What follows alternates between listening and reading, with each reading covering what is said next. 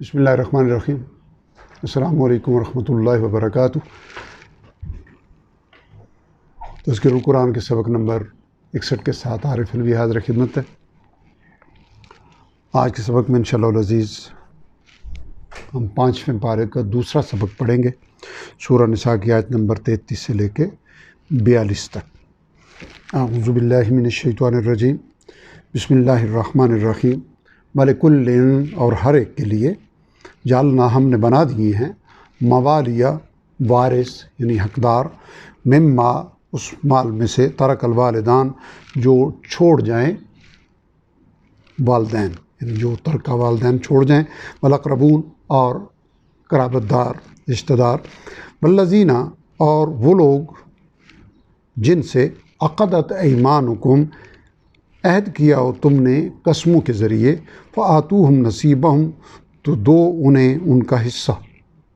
یعنی حقداروں کے علاوہ اگر کسی سے کوئی عہد، معاہدہ، وصیت، قرض۔ ان اللہ کان بے شک اللہ تعالیٰ ہیں علی کل شیء شہیدہ ہر چیز پر گواہ، نگران۔ الرجال قوامون مرد نگہبان ہیں، علی النساء عورتوں پر، بما فضل اللہ بوجہ اس کے جو فضیلت بخشی اللہ تعالیٰ نے، بعضهم علی بعض انہیں ایک دوسرے پر، وبما انفقوا اور اس وجہ سے جو خرچ کیا انہوں نے یعنی مردوں نے، من اموالہم اپنے مالوں میں سے۔ یہ وہ چیز ہے جو پچھلے سبق میں ہم نے پڑھی تھی کہ اوپر یہ آیت نمبر 32 میں، وَلَا تَتَمَنَّوْا مَا فَضَّلَ اللَّهُ بِهِ بَعْضَكُمْ عَلَىٰ بَعْضٍ کہ تم اس کی تمنا نہ کیا کرو، خواہش نہ رکھا کرو جو اللہ نے جس چیز میں فضیلت تمہیں ایک دوسرے پہ دی ہو۔ تو یعنی مردوں کو جو عورتوں پہ فضیلت دی ہے، باقی اعمال کے لحاظ سے زمان ذکر ہوا کہ مردوں کے لیے وہی حصہ ہے اعمال کا جو انہوں نے کیے ہے، عورتوں کے لیے وہی ہے جو انہوں نے کیے، لیکن معاشرت کے نظام کے حوالے سے اللہ تعالیٰ نے یہ فضیلت دی۔ فالصالحات قانتات پس نیک عورتیں فرما بردار ہوتی ہیں، یعنی اپنے شوہروں کی، حافظات للغیب حفاظت کرنے والیاں ہیں ان کی غیر موجودگی میں، بما حفظ اللہ جیسے حفاظت فرماتے ہیں اللہ تعالیٰ۔ واللاتی اور وہ عورتیں تخافون نشوزہم تمہیں اندیشہ ہو جن کی سرکشی کا، فعدوہن تو تم سمجھاؤ انہیں، نصیحت کرو انہیں، وہجروہن اور الگ کر دو انہیں، یعنی تم انہیں سمجھاؤ اور اگر وہ باز نہ آئیں تو پھر اگلے مرحلے میں الگ کر دو انہیں، فی المضاجع خواب گاہوں میں تنہا، واضربوہن اور سزا دو انہیں، یعنی اگر اس مرحلے میں بھی وہ باز نہ آئیں یعنی الگ کرنے میں بھی ان کی رہائش، ان کا کمرہ الگ کرنے سے بھی وہ باز نہ آئیں، واضربوہن تو سزا دو انہیں، فإن أطعنکم پھر اگر وہ اطاعت کر لیں تمہاری، فلا تبغوا تو نہ ڈھونڈتے پھرو، علیہن سبیلا ان پر زیادتی کا راستہ یعنی بہانہ، ان اللہ بے شک اللہ تعالیٰ کان ہیں علی کبیرہ بہت برتر، بہت ہی بڑے۔ ان خفتم اور اگر تمہیں اندیشہ ہو، یعنی اے معاشرہ کے اصحاب الرائے، اے معاشرہ کے معتبر لوگوں، اگر تمہیں اندیشہ ہو شقاق بینہما ان دونوں کے درمیان ضد کا، کھینچ تان کا، فابعثوا حکما تو مقرر کر دو ایک منصف، من اہلہ مرد کے خاندان سے، وحکما من اہلہا اور ایک منصف عورت کے خاندان سے، ان یریدا اگر وہ دونوں چاہیں گے، اصلاح کرنا، یوفق اللہ بینہما تو موافقت، ہم آہنگی پیدا فرما دے گا اللہ تعالیٰ ان دونوں کے درمیان یعنی میاں بیوی کے درمیان۔ ان اللہ کان بے شک اللہ تعالیٰ ہیں علیماً خبیرہ خوب جاننے والے،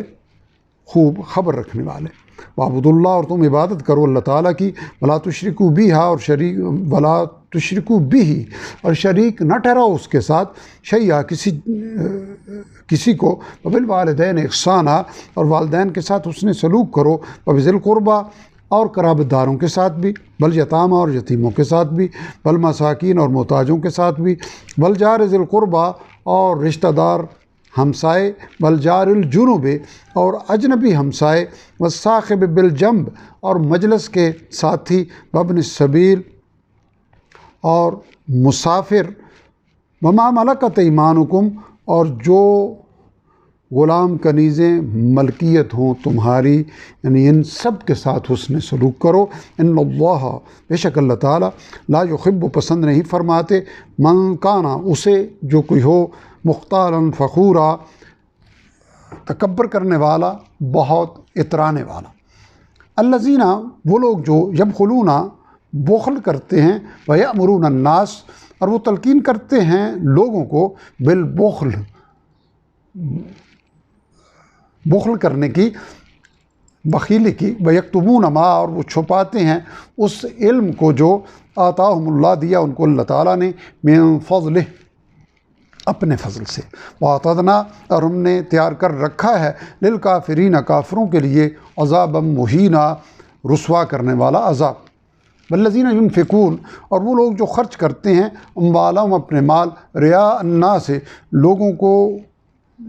دکھانے کے لیے، یعنی ریاکاری کے لیے، ولا یؤمنون باللہ اور نہیں وہ ایمان رکھتے اللہ تعالیٰ پر، ولا بالیوم الآخر اور نہ ہی آخرت کے دن پر، ومن یکن الشیطان اور وہ شخص کے شیطان ہو، لہو جس کا، قریناً ساتھی، فساء قرینا تو وہ کیا ہی برا ساتھی ہے، وماذا علیہم اور کیا ہو جاتا ان کو، لو آمنوا باللہ اگر وہ ایمان لے آتے اللہ تعالیٰ پر، والیوم الآخر اور آخرت کے دن پر، وانفقوا اور خرچ کرتے، مما اس مال میں سے، رزقہم اللہ جو دیا انہیں اللہ تعالیٰ نے، فکان اللہ اور ہیں اللہ تعالیٰ، بہم علیما ان کو خوب جاننے والے۔ ان اللہ بے شک اللہ تعالیٰ، لا یظلم ظلم نہیں کرتا، مثقال ذرہ ذرہ برابر بھی، وَإِن تَکُ حسنہ اور اگر ہو کوئی نیکی، یضاعفھا تو وہ دگنا کر دیتا ہے اسے، ویؤت من لدنہ اور دیتا ہے اسے اپنے پاس سے، اجرا عظیما بہت بڑا اجر۔ فکیفا بس کیا حال ہوگا، اذا جئنا جب ہم لائیں گے، من کل امت ہر امت میں سے، ہر گروہ میں سے، بشہید ایک گواہ، وجئنا بک اور ہم لائیں گے